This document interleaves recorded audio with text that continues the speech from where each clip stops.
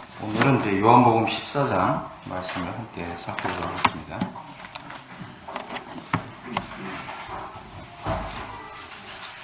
요한복음 14장 1절로 6절까지 읽겠습니다. 너희는 마음에 근심하지 말라. 하나님을 믿으니 또 나를 믿으라. 내 아버지 집에 거할 것이 많도다. 그렇지 않으면 너희에게 일렀으리라.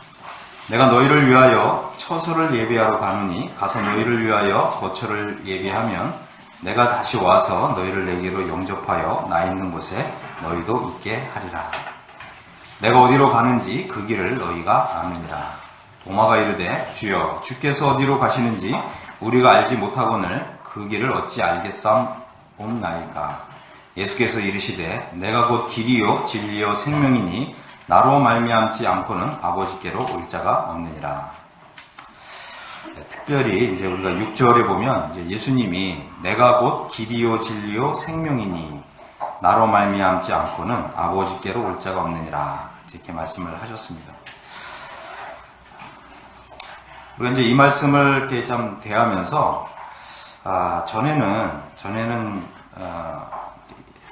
우리 거듭나기 전에 이 말씀을 대하면서 우리가 예수님을 믿으면 예수님이 길이요 진리요 생명이시기 때문에 우리가 자동으로 하늘나라를 갈 수 있지 않겠나 이제 이런 생각을 많이 했습니다.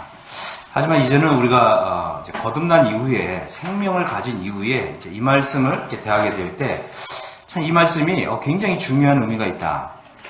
이미 믿은 우리에게 이 말씀은 굉장한 의미를 담고 있다라고 하는 것을 좀 볼 수 있게 되었습니다. 그래서 함께 참 이 말씀을 살펴보면서 우리의 마음이 또 우리의 심령이 좀 새로워질 수 있게 되기를 간절히 원합니다. 우리가 이제 하나님 말씀을 이렇게 읽게 될 때 우리가 이제 이 주님을 믿기 전에 성경을 읽는 이런 면이 있고요.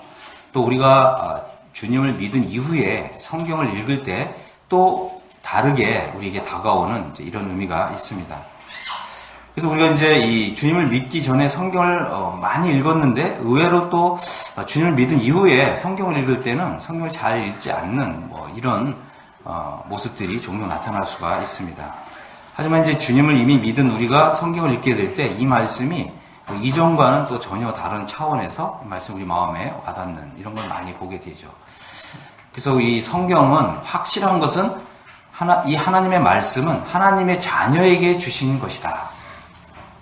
이것을 깊이 마음속에 새게 됩니다. 종종 보면 어떤 분들은 예를 들자면 이 사복음서 있잖아요. 이 사복음서를 이것은 이제 복음서기 때문에 믿지 않는 사람들에게 주신 말씀이다. 이렇게 생각하고 거듭난 이후에 하나님의 자녀가 된 이후에는 복음서를 전혀 읽지 않는 경우가 있어요. 이제 그런 식으로 이제 이해하는 분을 좀 만나본 적이 있는데, 그래서 자기는 이제 주님을 믿은 이후에는 복음서는 전혀 안 읽었대요. 이거는 이제 나에게는 필요 없는 말씀이다. 이제 이런 분도 있더라고요. 이제 그런 것들은 이제 전혀 잘못된 생각인 거죠. 그래서 하나님의 자녀가 된 우리가 하나님 말씀을 읽게 될 때 우리가 이제 성경을 전혀 모르는 상태에서 읽었던 것과는 전혀 다른 차원에서 이제 말씀이 우리의 심령에 와닿는 이제 이런 것을 보게 되고요. 이제 우리가 하나님 말씀을 통해서 우리의 이 신앙의 이 지평이 전혀 새롭게 활짝 열리는 이런 것들을 종종 보게 됩니다. 우리가 이제 지금 읽은 요한복음 이제 14장 이 말씀은 사실 이 거듭나지 않은 사람들이 하신 말씀이 아닙니다. 이미 거듭난 사람들에게 또 심지어는 자신의 전 생애를 바친 이 제자들에게 이 말씀을 하고 계시다고 하는 것이죠. 그래서 여기서 우리에게 주는 의미가 굉장히 큰 의미가 있습니다. 그래서 지금 이제 읽은 이 말씀은 믿는 우리에게 매우 중요한 의미를 담고 있다고 하는 것입니다. 물론 이제 아직 믿지 않는 사람들에게도 주는 중요한 복음의 말씀이 있습니다. 그래서 우리가 이제 복음을 생각할 때 이 복음이 믿지 않는 사람들에게만 복음이 필요한 것이 아니죠. 믿는 우리에게도 이 복음이 필요하고 또 우리 믿는 우리에게 이 복음의 말씀이 더 더 깊이 있게, 더 광대하게 의미가 이제 다가오는 것입니다. 많은 사람들이 이제 예수님을 그냥 믿기만 하면, 나는 이제 믿었어. 그러면 우리가 믿은 이후에 우리는 그냥 아무것도 하지 않아도 이제 구원받을 것이다. 이제 이렇게 생각하는 사람들이 굉장히 많습니다. 심지어는 순종의 삶을 살지 않아도 우리는 구원받을 것이다. 이렇게 생각하는 사람들이 많습니다. 근데 이것은 이제 완전히 착각입니다. 성경은 우리에게 그런 말씀을 한 적이 없습니다.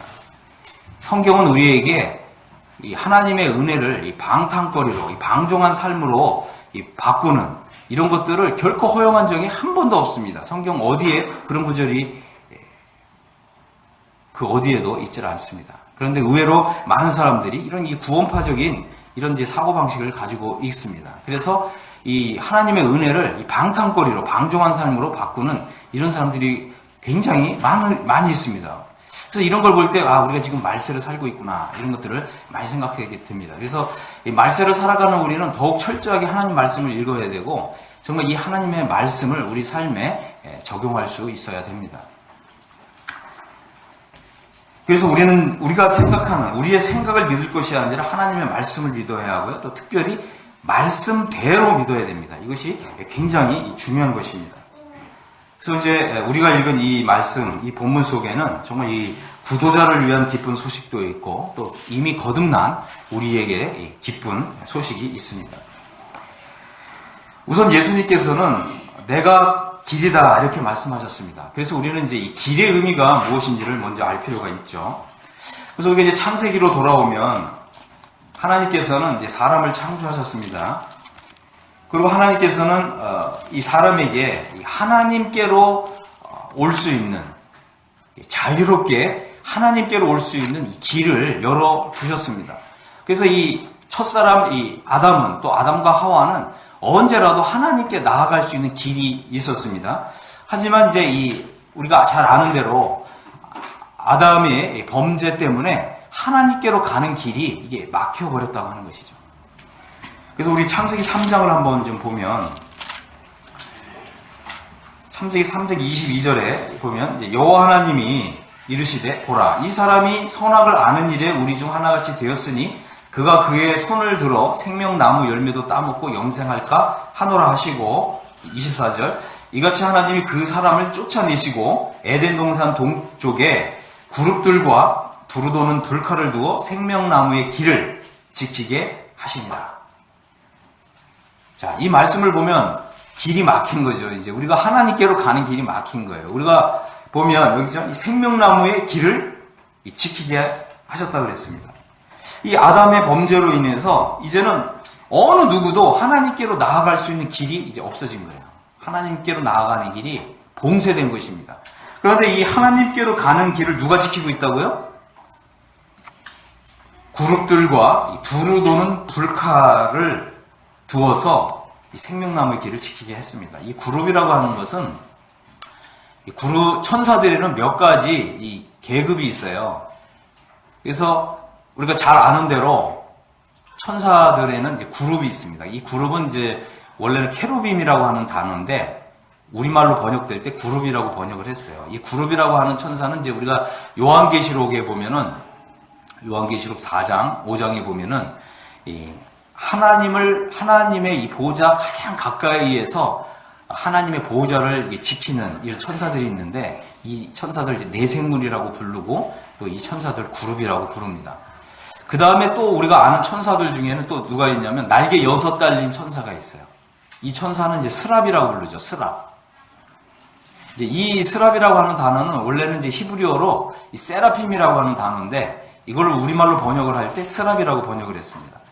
그래서 이 천사들은 이제 6날개로 날면서 거룩하다, 거룩하다, 거룩하다 이렇게 하나님을 영원히 찬양하는 이런 일을 하는데 이거는 이사야 6장에 나옵니다. 그 다음에 또 우리가 천사 또 누가 있어요? 천사장 있잖아요. 천사장 미가엘이 있습니다. 이스라엘 민족을 호위하는 천사장 미가엘이 있고 그 다음에 또 우리가 잘 아는 또 천사 누가 있습니까? 가브리엘이 있잖아요.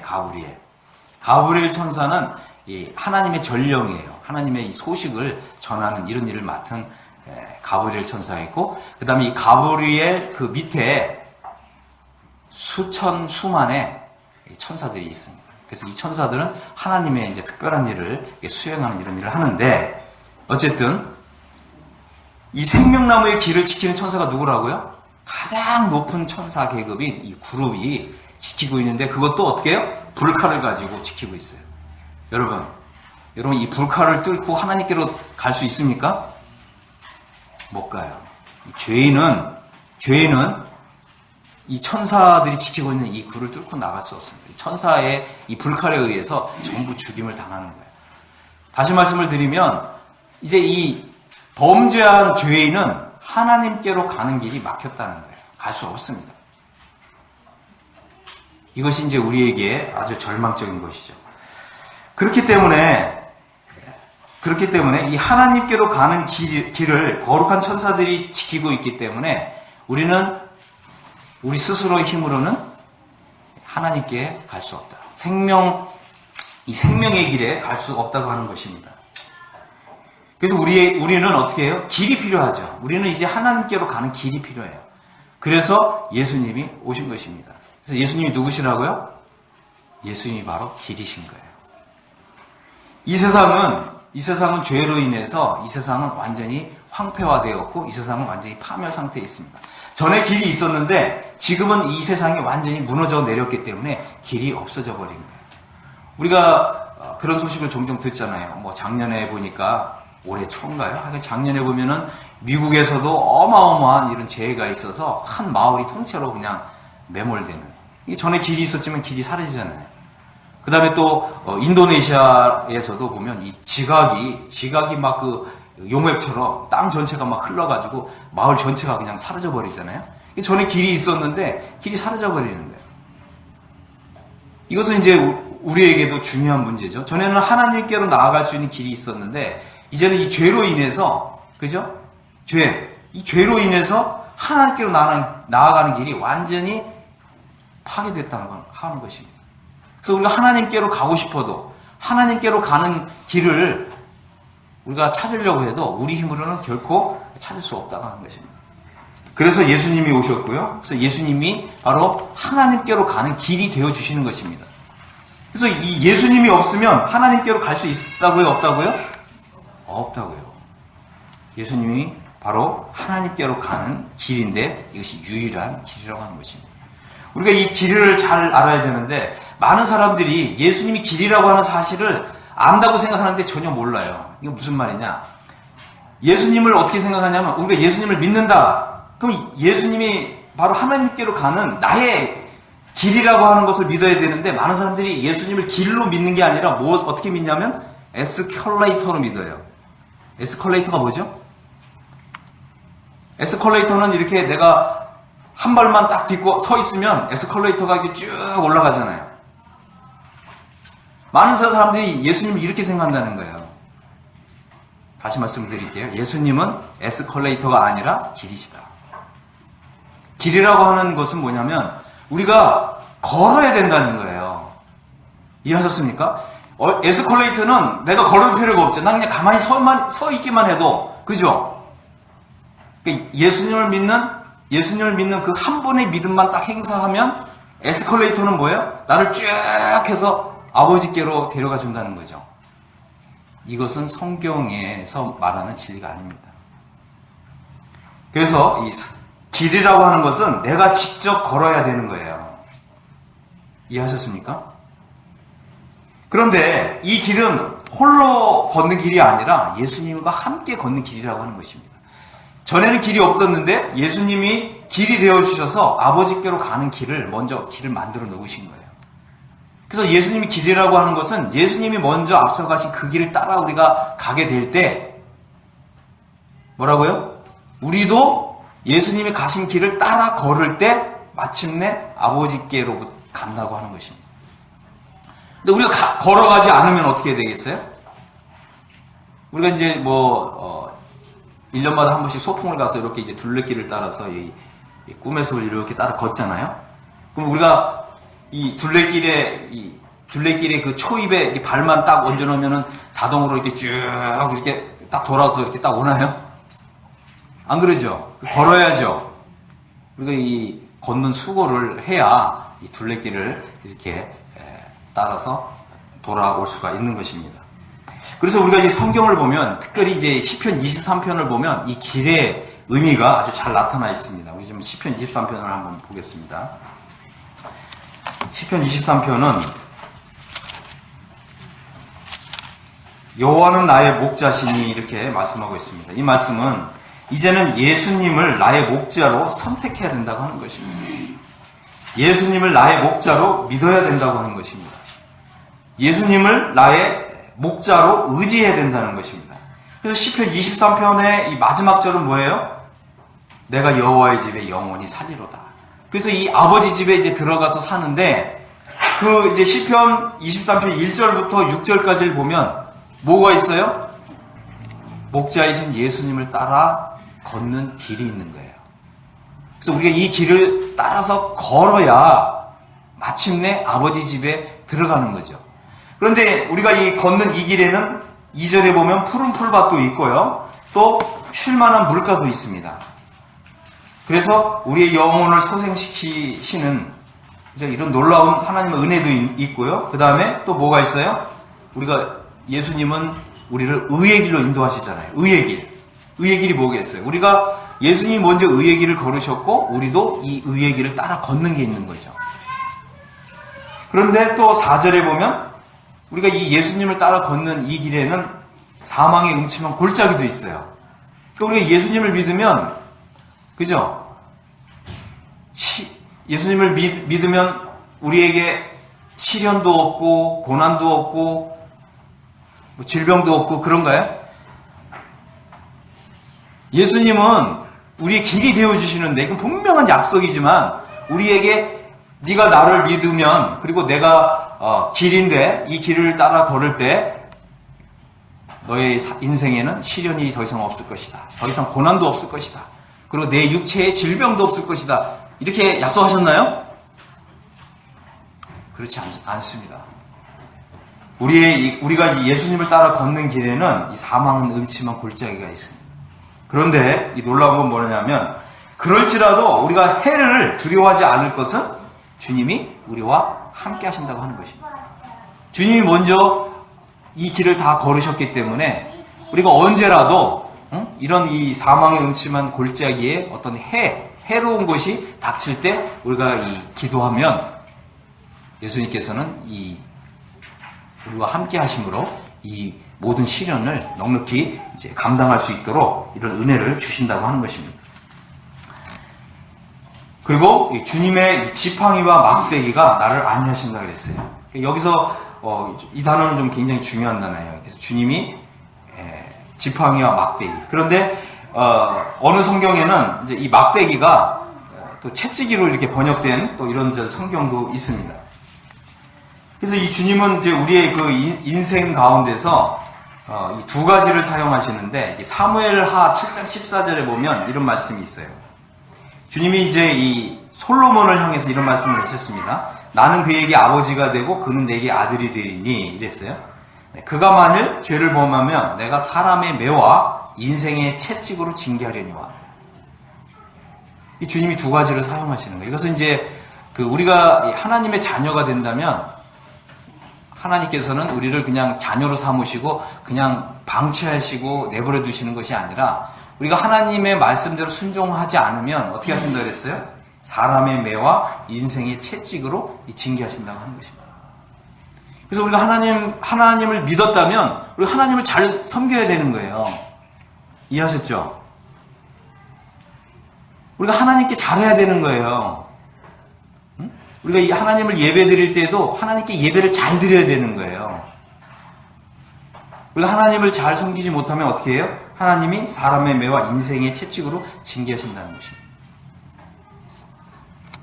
근데 우리가 이제 하나님을 믿었는데 우리의 이 인생 가운데 이 매와 채찍이 없다면 성경은 뭐라고 얘기합니까?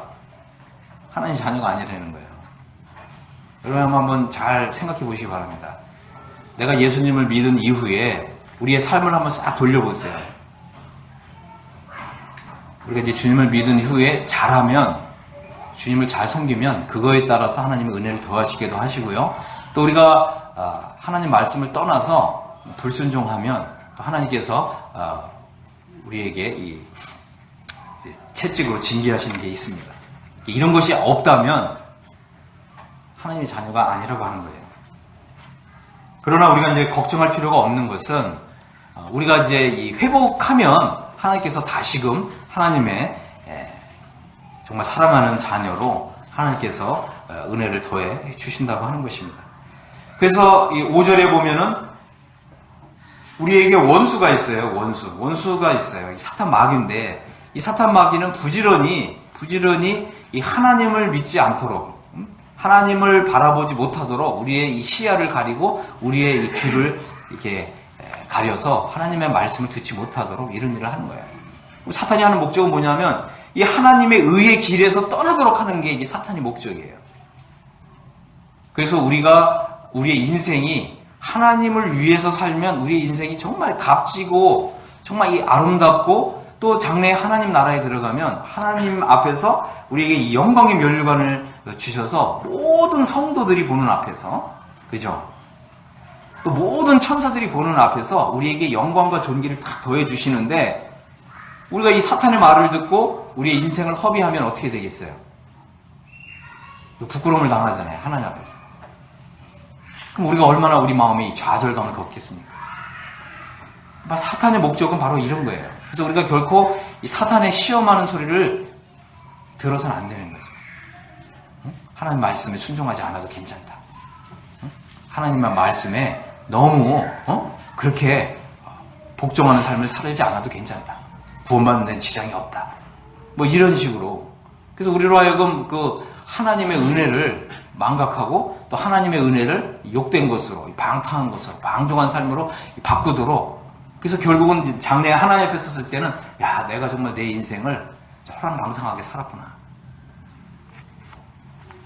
사탄이 하는 일 바로 이런 것입니다. 그럼 우리는 어떻게 성령의 음성을 잘 들어야죠. 성령의 음성은 뭡니까? 주를 위해서 주의 일에 힘써라. 결코 헛되지 않다. 그죠? 헛되지 않은 거예요. 심지어 우리가 정말 주님을 생각하고 또 주님의 일을 하는 하나님의 일꾼들을 생각하고 또 그를 위해서 기도해주고 또 필요한 게 뭐 있느냐 이렇게 도와주고, 그죠? 이렇게 하는 게 헛되지 않은 거예요. 그래서 이 선지자의 이름으로 선지자를 영접하면 선지자의 상을 받는 데잖아요. 우리 같은 사람이 어떻게 선지자의 상을 받겠어요? 그렇지 않아요?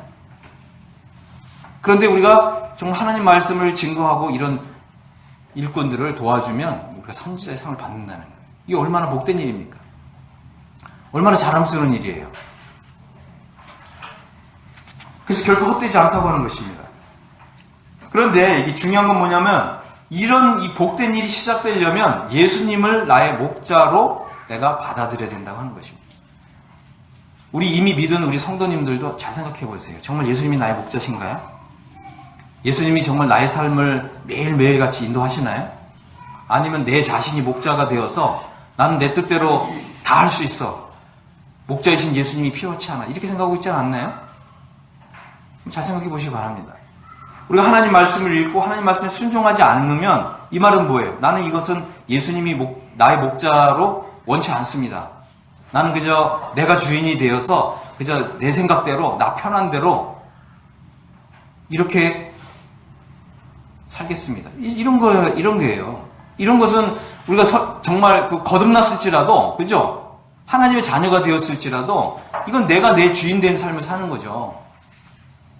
이것은 예수님이 나의 목자라고 하는 것을 거부하는 거예요. 이런 일이 얼마나 많습니까? 그래서 예수님이 나의 목자십니다. 우리가 이렇게 고백을 하고, 예수님이 이제 나의 삶의 목자가 되어 주십시오. 우리가 이렇게 고백할 필요가 있습니다. 그래서 이게 우리가 다시 시작할 필요가 있는 거죠.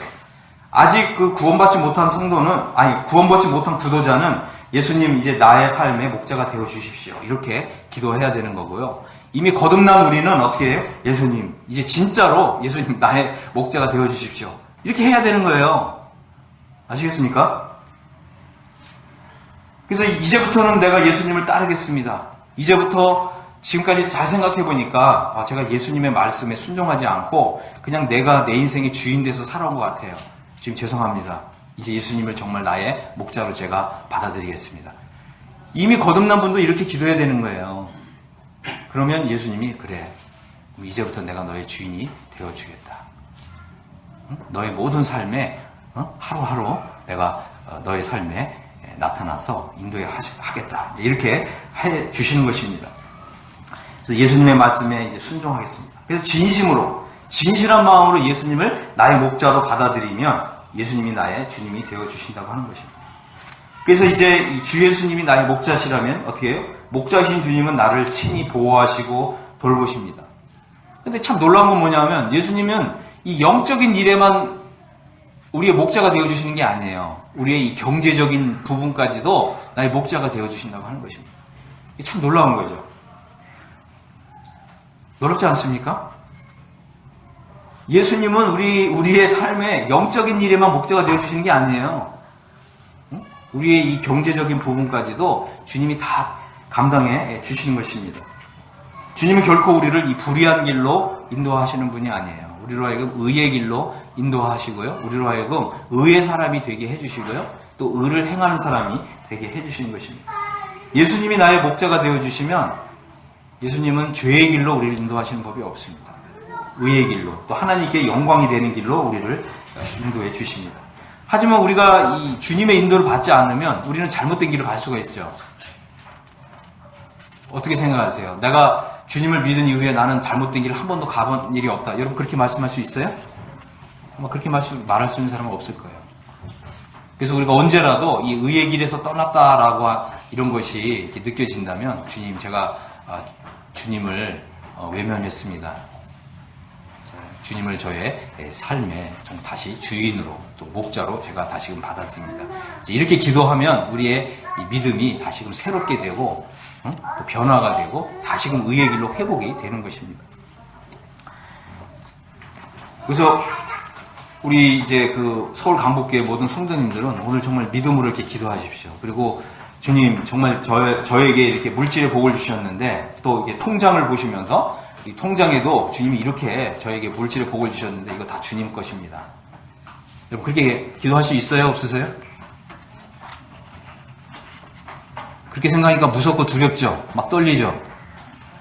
많은 분들이 이렇게 하면은 주님이 이거 다 가져가실까봐 겁나서 못해요. 근데 그렇게 한 사람과 그렇게 하지 않은 사람은 장래에 주님 앞에서 그 영광이 다릅니다. 그래서 우리 믿음의 선진들은 하나님께서 다 그렇게 기도했습니다. 심지어는 이 아파트 등기부 등본을 놓고 주님 이거 주님 것입니다. 주님이 언제든지 쓰십시오. 이렇게 기도하셨어요. 뭐 그렇게 해보세요. 그럼 우리의 믿음이 차원이 달라져요. 여러분의 눈에 보이는 모든 거, 그죠? 토지, 그죠? 토지, 등기부 등본도 여러분 손을 딱 얹고 주님 이거 주님 것입니다. 언제든지 쓰십시오. 이렇게 기도하십시오. 우리가 좀 그런 정도의 좀 믿음으로 좀 살아야 되지 않겠습니까? 어떤 분들은 이렇게 금방 새로 뽑은 차인데 이것도 딱 손을 얹고 이거 주님 것입니다. 언제든지 쓰십시오. 그러니까 이제 어떤 성도가 뭐 차가 필요합니다. 그러니까 그냥 차 키도 주더라고요. 이런 데가 있어요. 우리 서울 강북교회는 좀 어렵겠죠. 그 정도까지는 좀 너무 어렵겠죠. 그리고 어떤 분은 아파트 있잖아요. 아파트. 서울에 있는 아파트. 딱 그 아파트에다 손을 얹고 이거 주님 것입니다. 언제 쓰십시오. 그래서 어느 성도가 이사를 해야 되는데 집이 없다 그러니까 그냥 아파트에서 키로 내줘요. 이런 데가 있어요. 없을 것 같아요? 우리 서울 강북교회가 이렇게 되면 얼마나 멋지겠어요. 그죠? 우리 한 이 정도로 좀 주님을 섬기면 어떨까요? 집에 가셔서 한번 해보세요. 그러면 우리가 주님께 내어드리면 어떻게 해요? 우리가 가난하게 될 것 같죠? 아니에요. 그런 분들이 한결같이 고백하는 것은 우리가 주님께 내어드리면 주님이 그 내어드린 거에 100배로 갚아주신대요. 한번 100배 좀 받으시기 바랍니다. 그래서 우리가 이런 믿음을 행사하려면 어떻게 해요? 성경을 읽어야 돼요. 성경을 읽어야 됩니다. 성경에는 보면은 어떻게 1000배의 복을 주시기를 원하노라 이런 기도도 있어요. 와, 이거 얼마나 놀라워요. 응? 우리가 주님께 드린 거에 1000배를 주님이 갚아주시는 이런 복이 있습니다.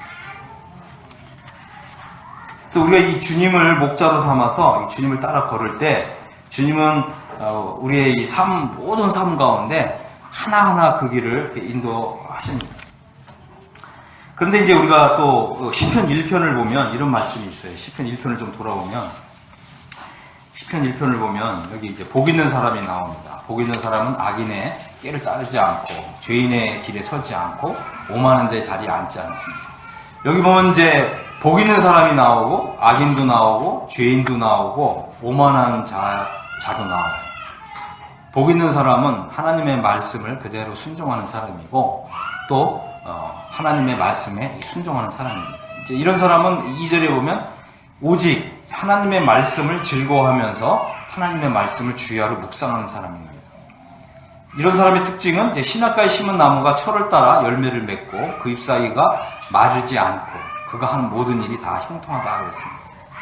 근데 보면 이제 악인들이 나오잖아요. 악인들은 그렇지 않음이요 오직 바람에 나는 겨울하리라. 그래서 무릇 악인들은 심판을 견디지 못하며 죄인들은 의인들의 모임에 들지 못한다. 의인들의 길은 여호와께서 인정하시나 악인들의 길은 망한다. 그래서 이제 어느 이제 주석에 보니까 의인들은 이제 이 하나님의 말씀에 순종하는 사람들이고 이 죄인들은 이 하나님을 모르는 사람이고 하나님을 모르기 때문에 그냥 이 죄를 지으면서 죄를 그냥 밥 먹듯이 지으면서 멸망길을 가는 사람들인데 이 악인들은 누구냐면 하나님의 말씀을 알고도 순종하지 않는 사람들이 악인이라고 그러더라고요. 여러분 어떠세요? 여러분 의인입니까? 우리가 물론 이제 믿음으로는 의인이 되겠지만 우리 실제 행위로는 어떤가요? 죄인인가요? 아니면 악인인가요? 우리도 종종 그죠? 이 악인의 길을 따라서 행할 때가 있습니다. 하나님의 말씀을 알고도 그죠? 마치 하나님의 말씀에 순종하는 것이 내가 큰 손해를 보는 것인 그냥 생각을 해서 이게 하나님 말씀인 줄 알지만 순종하지 않고 오히려 하나님 말씀에 불순종하는 이런 일들이 있어요. 이게 이제 악인의 길이에요. 그래서 이 악인의 이런 길을 가는 것은 정말 위험한 것입니다. 이게 빨리 돌이켜야 되는 것입니다. 그래서 우리는 이제 이 의의 길을 이제 걸어야 되는데 의의 길을 건다는 것은 뭐냐? 선을 행하는 거고 이 착한 일을 행하고 그 다음에 전도하고 또 재정적으로 어렵고 힘든 이런 성도들을 도와줘야 돼요. 그래서 우리가 구원을 받았다면 어떻게 해야 돼요? 전도를 해야 되는데 여러분 전도하는 거를 자꾸 멀리 생각하지 마시고 우선 우리가 정말 구원받은 사람이라면 먼저 가족부터 전도하셔야 돼요. 가족 전도하고 계십니까? 여러분 정말 우리의 이 피부치가 아직 주님께 돌아오지 않으면 영원한 불못에 들어가리라는 거 믿으세요? 정말 믿으십니까? 근데 왜 전도 안 하세요? 나만 교회 잘 나오면 됩니까? 전도하셔야 되는 거예요. 내 가족, 내 자녀. 왜 전도를 안 하세요? 왜 교회를 데리고 오지 않으세요? 응? 불못에 들어가는 거 믿지 않으세요? 응? 왜 성경을 반만 믿으세요? 다 믿으셔야죠. 구원받지 않으면 영원한 지옥 불못에 들어가는 거예요. 그래서 우리가 이 예수님이 길이시라고 하는 것을 우리 아직 믿지 않는 가족에게 분명하게 전해야 되는 거예요. 근데 내가 직접 전하기 어려우면 어떻게 해야 됩니까? 전도지라도 줘야죠. 읽어보라고 하고. 근데 이제 전도지만 주면은 잘 안 읽잖아요. 그러니까 어떻게 해야 돼요? 맛있는 거 사주면서 전도지를 줘야죠. 그 정도는 우리가 생각을 해야 돼요. 지혜롭게. 맞죠? 그냥 너도 예수님 믿어라 이렇게 하면 안 되잖아요. 그 맛있는 거 사주면서. 그죠? 그렇게 하셔야 되는 거예요. 기도도 해야 되고, 그죠? 정말 이 가족을 위해서 기도도 해야 되고, 그 다음에 또 맛있는 것도 사주면서, 또 좋은 데 좀 데려가서 구경도 시켜주면서, 그러고서 전도지를 줘야 되고, 그 다음에 복음을 전해야 되는 거죠. 이 정도 지혜는 있으셔야 되죠. 그래서 이 무엇보다도 가족에게 전도하셔야 돼요. 나만 교회 나오는 거? 여러분 가족들 피부치 영혼이 지옥 불면서 타는 거 보면 어떻게 되겠어요? 이것은 아주 괴롭고 힘든 것입니다. 저도 이제 최근에 우리 장모님이 좀 요양원에 계시는데 좀 몇 번 위급한 상황을 겪었어요. 그래서 제가 우리 장모님은 또 감리교회 권사하신데 이 복음을 전하면 안 들으세요. 이렇게 고개를 돌리시고.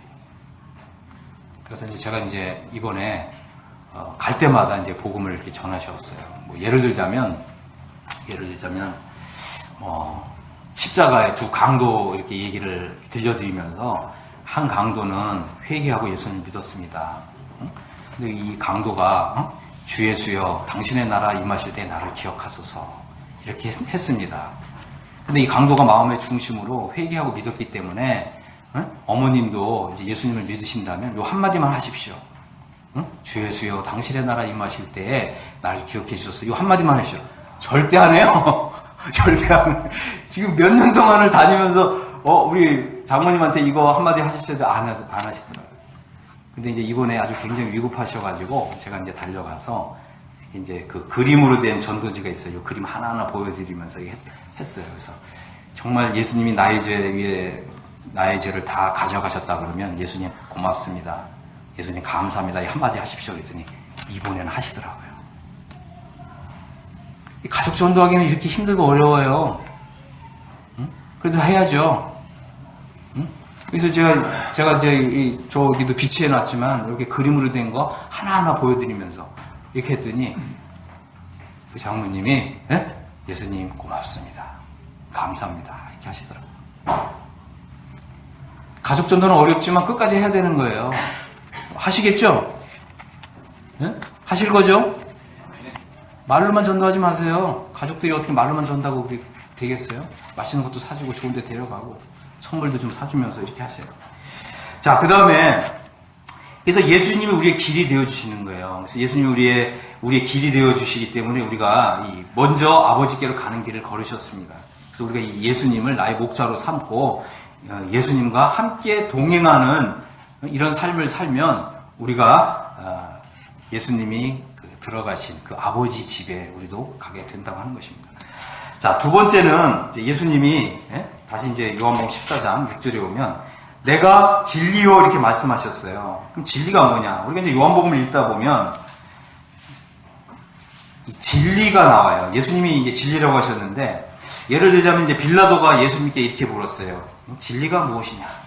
근데 예수님이 대답하지 않으셨습니다. 예수님이 대답하지 않으셨어요.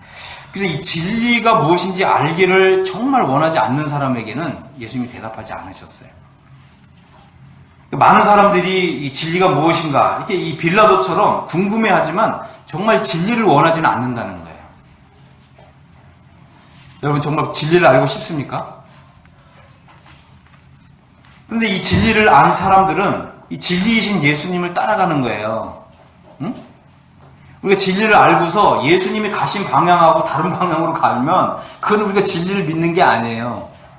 우리가 만약에 예수님이 진리라고 하는 것을 안다면 우리도 어떻게 해요? 진리이신 예수님이 간 길 같이 따라가는 거죠. 그러니까 빌라도 같은 경우는 진리가 무엇이냐 이렇게 물었지만 예수님을 빌라도가 따라가겠어요? 안 따라가죠. 그러니까 예수님이 이 진리에 대해서 말씀하지 않고 침묵하신 것입니다. 또 우리 진리를 아는 사람들은 예수님처럼 다 이 대가를 지불해야 됩니다. 하나님의 진리는 사실 어느 정도 우리에게 희생을 요구합니다. 근데 많은 사람들이 보면 이 진리를 알고 나서 진리를 다 떠나가요. 이 진리를 믿는 게 사실 아니죠.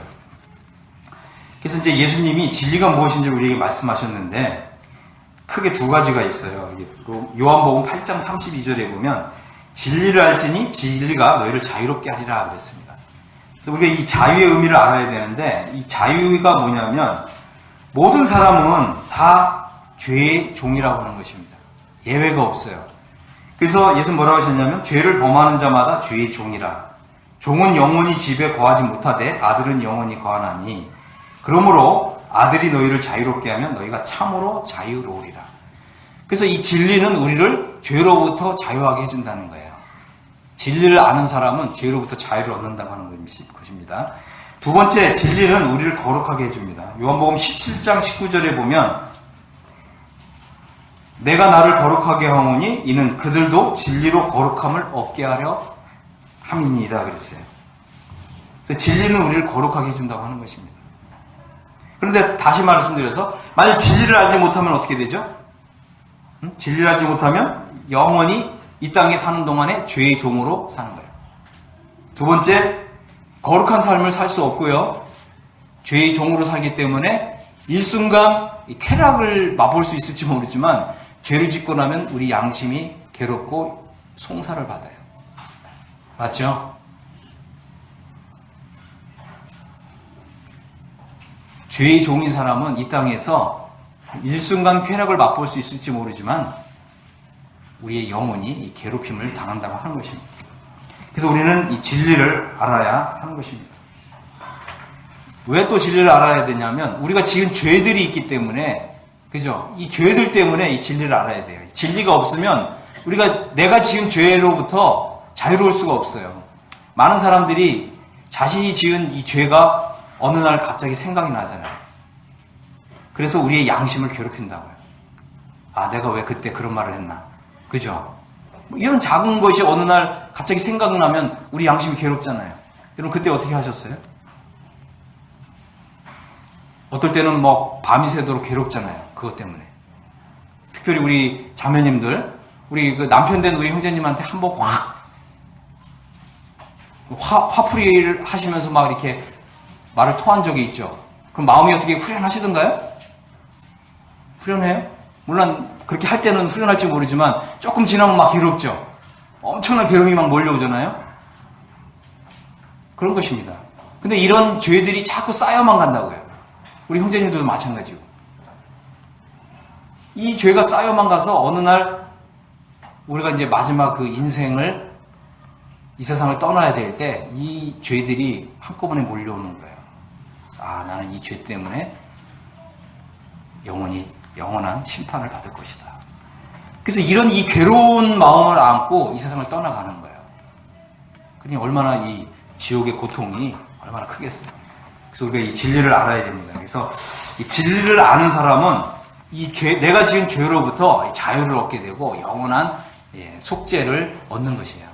이 죄로부터 완전한 용서를 받는 것입니다. 용서를 받아야 되는 거예요. 근데 우리가 예수님을 진리로 알지 못하면 우리가 지은 죄들 때문에 영원히 괴로워하는 거죠. 그러나 우리가 이 진리이신 예수님을 알게 되면 바로 예수님이 우리의 이 죄들을 대신 갚아주기 위해서 오셨다고 하는 이 진리가 우리를 자유롭게 하는 거예요. 이 죄에 대한 심판에서. 그죠? 그리고 우리가 이 예수님의 이 보혈을 통해서 영원히 속죄받은 사람으로서 이제 거룩한 삶을 살아야 되겠다고 하는 이 동기부여를 얻게 되고 또 이러한 이 믿음을 가지게 되는 것입니다. 그래서 이 진리를 따라 사는 삶이 이제 시작이 되는 것이죠. 우리가 이 진리를 알지 못한다면 우리가 지은 죄 때문에 영원히 괴로워할 수밖에 없다고 하는 것입니다.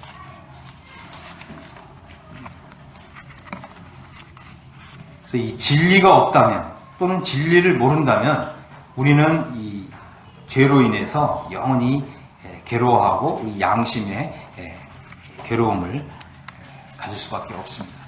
그래서 이 지옥 불못에 들어간 사람들은 자신이 지은 이 죄들이 끊임없이 생각이 나서 영원토록 고통받는 거예요. 이 지옥입니다. 그러니까 우리가 이제 진리를 아는 사람은 어떻게 돼요? 죄짓기를 두려워하는 거죠. 죄짓기를 두려워하는 거예요. 그리고 하나님의 말씀에 이제 순종하려 하는 삶을 살고자 하는 거예요. 왜요?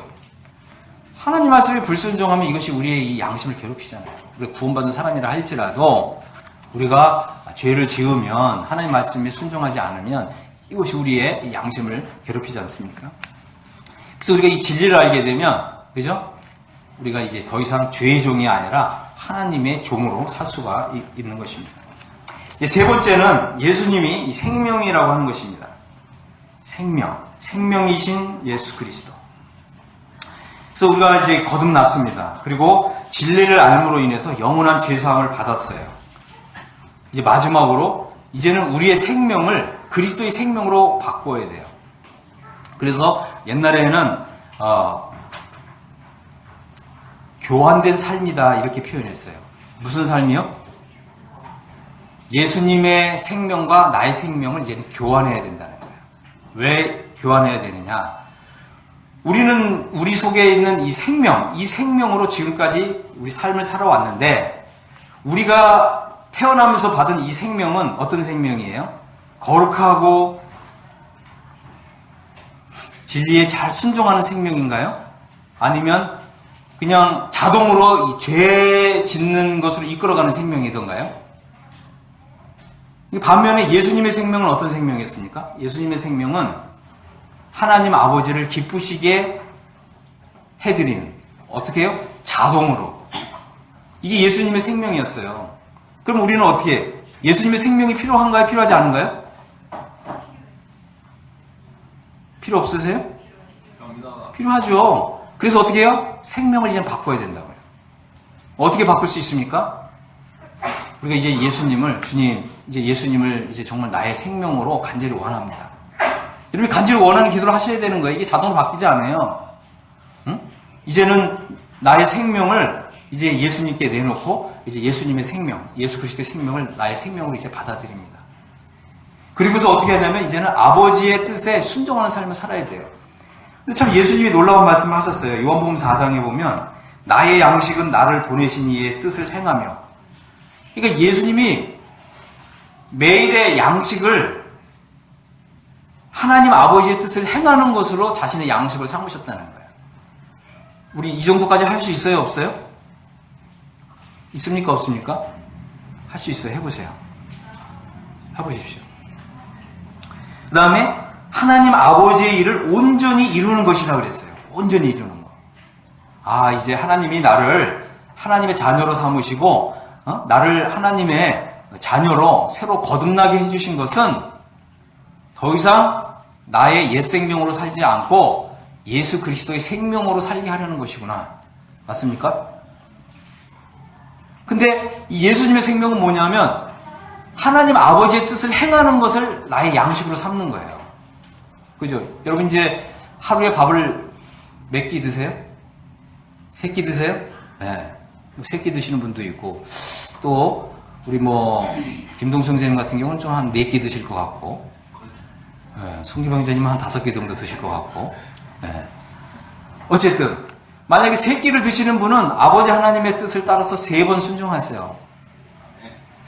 우리 이제 김동성 선생님은 4끼를 드시니까 하루에 4번 정도는 아버지 하나님의 뜻에 순종하시고요. 우리 송기방 선생님은 5끼를 드시니까 하루에 5번 정도 아버지 뜻에 순종하시고, 이것이 바로 예수님이 나의 생명이 되시는 거예요. 이런 거 간절히 원하지 않습니까? 어떠세요? 필요 없으세요? 나는 여지까지 내가 살았던 생명으로 계속 쭉 살 거야, 이렇게 하실 건가요? 아니에요. 우리가 이 생명을 바꿔야 되는 것입니다.